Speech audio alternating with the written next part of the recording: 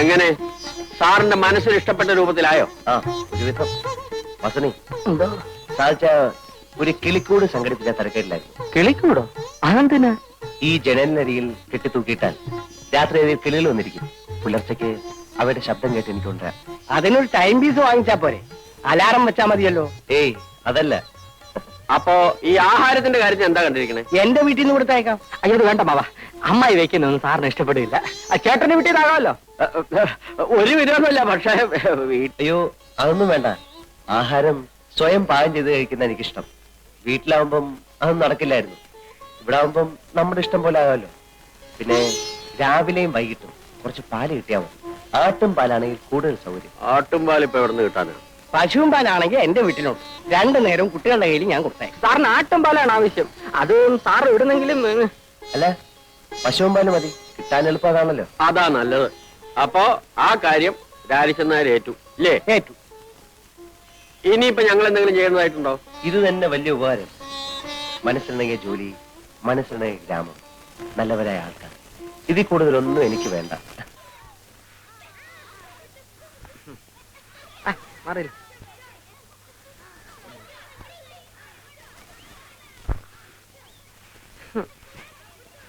അമ്മായി, ഈ അമ്മാവനെന്താ ഇങ്ങനെ ആയിപ്പോയെ? എന്റെ കുഞ്ഞെ ഒന്നും കഴിക്കത്തില്ല.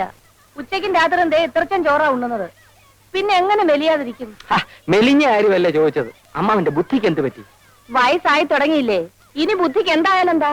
അല്ലമ്മായി, കല്യാണം കഴിയാത്ത ഒരു ചെറുപ്പക്കാരന്റെ വീട്ടിലേക്ക് 2 നേരം പാല് കൊടുത്ത് അയക്കുന്നത് ശരിയാണോ? അതുകൊണ്ട് എന്താടാ തെറ്റ്? നീ ഒരു ചെറുപ്പക്കാരനല്ലേ?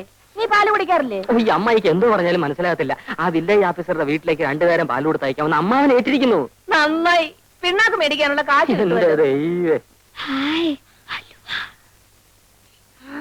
അല്ല, പലരുടെ വീട്ടിലും പാല് കൊടുത്തിട്ടുണ്ടോ നമ്മുടെ കുടുംബം കഴിയാൻ? എന്നാൽ അയാളോട് ഇങ്ങോട്ട് വന്ന് വാങ്ങിക്കാൻ പറയാം. ഇങ്ങോട്ടോ? അതേതായാലും വേണ്ട. അമ്മായിക്ക് അത്ര നിർബന്ധമാണെങ്കിൽ പിള്ളേരുടെ കൂടെ തയ്ച്ചാൽ മതി. ശരി. അതുമല്ലെങ്കിൽ അമ്മാവിന്റെ കൂടെ തയ്ച്ചാലും മതി. ഓ, എന്നാലും രാധ അങ്ങോട്ട് അയക്കരുത്. ഇല്ല. വാസുനേട്ടൻ ഇവിടെ ഈ നേരത്ത് വരുമെന്ന് വിചാരിച്ചില്ലല്ലേ? ഇല്ല. ഇന്നലെ ഇവിടെ വരാൻ പറ്റില്ല. സാരമില്ല. രാധേ, എന്തിനാ? ഞാൻ നിനക്ക് അലുവ വാങ്ങിച്ചു വെച്ചിട്ടുണ്ട്. എവിടെ? വാ. ആരും കാണണ്ട.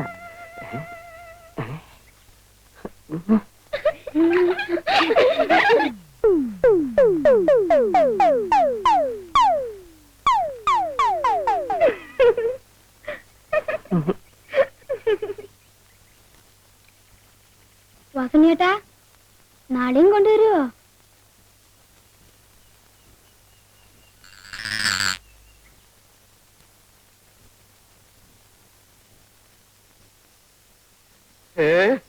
എന്താ ഇങ്ങനെ പുറത്തിറങ്ങി നിൽക്കണത്? പ്രാന്തൽ വെക്കാൻ വന്നതാ.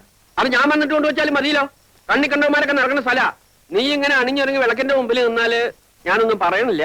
ഞാൻ പകല് മുഴുവൻ വാതിലടിച്ച് അകത്തിരിക്കുകയായിരുന്നു. അറിയാം. രാത്രി ആയാലും അങ്ങനെ തന്നെ ഇരുന്നാ മതി. കാമദേവൻ വന്ന് വിളിച്ചാലും എന്റെ ശബ്ദം കേൾക്കാണ്ട് വാല് തുറക്കണ്ട. ഇവിടെ വന്ന് ആരും എന്നെ നോക്കി നിൽക്കാറില്ല. ആര് പറഞ്ഞു? കണ്ടും കാണാതെ ഞാൻ ദിവസവും കേട്ടുകൊണ്ടിരിക്കണതല്ലേ. ശങ്കരൻ നായരുടെ ഭാര്യ ചെറുപ്പമാണ്, സുന്ദരിയാണ്. നീ അത്ര വലിയ സുന്ദരിയൊന്നും അല്ല. എന്നാലും മനുഷ്യന്റെ മനസ്സമാധാനം നഷ്ടപ്പെടാതെ പോരെ. ആരാ?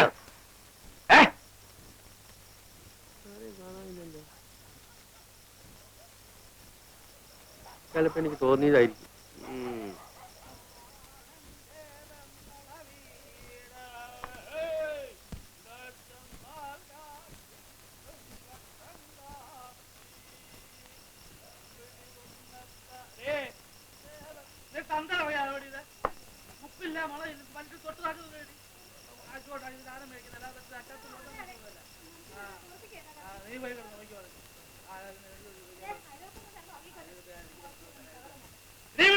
അയൽവക്കത്തെ പ്രശ്നമല്ല. എല്ലാം ചോദിക്കാൻ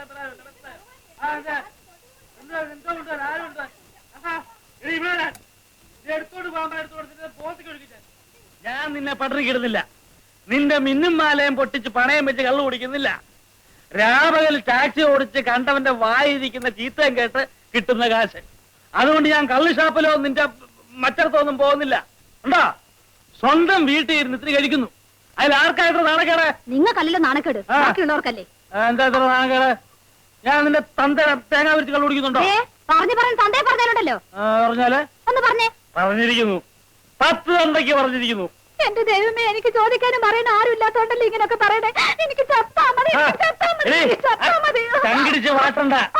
നിനക്കും പിള്ളേർക്കും കഴിയാനുള്ള വക ഞാൻ ജോലി ചെയ്തുണ്ടാക്കുന്നുണ്ട്. പിള്ളേരോ? ഏതാ പിള്ളേര്?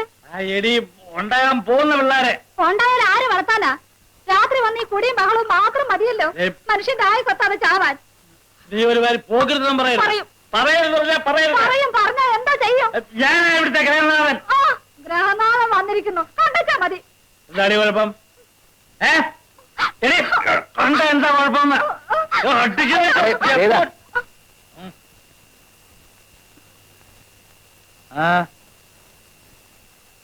ആരാ? ഞാൻ അടുത്ത വീട്ടിലെ പുതിയ താമസക്കാരനാ. അറിഞ്ഞു, പക്ഷെ പരിചയപ്പെട്ടില്ല. വന്നാട്ടെ, ഒരു 100 മില്ലി അടിച്ചിട്ട് വാ.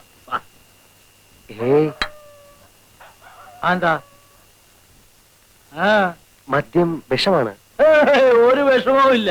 ആവശ്യമുള്ളത് ഞാൻ കരുതിയിട്ടുണ്ട്. വന്നാട്ടെ. അല്ല, ഞാൻ വന്നതേ മറ്റൊരു കാര്യം പറയാനാ. എന്താ? ഈ ഭാര്യമാരെ ഇങ്ങനെ തല്ലരുത്.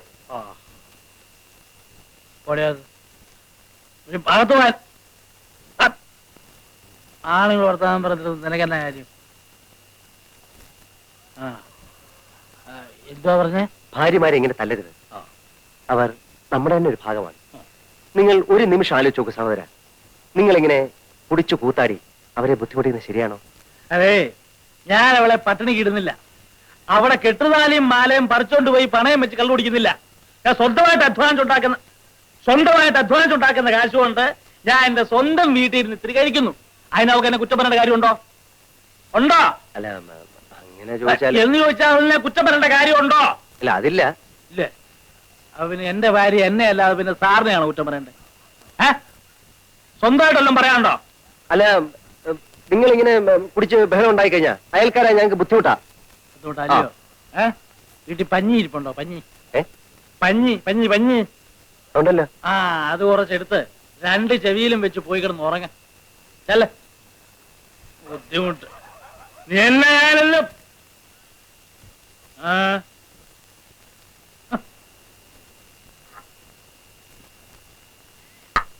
സരി ഗ പ നി സ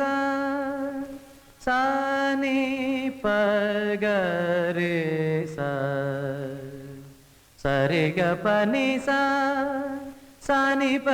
രെ സ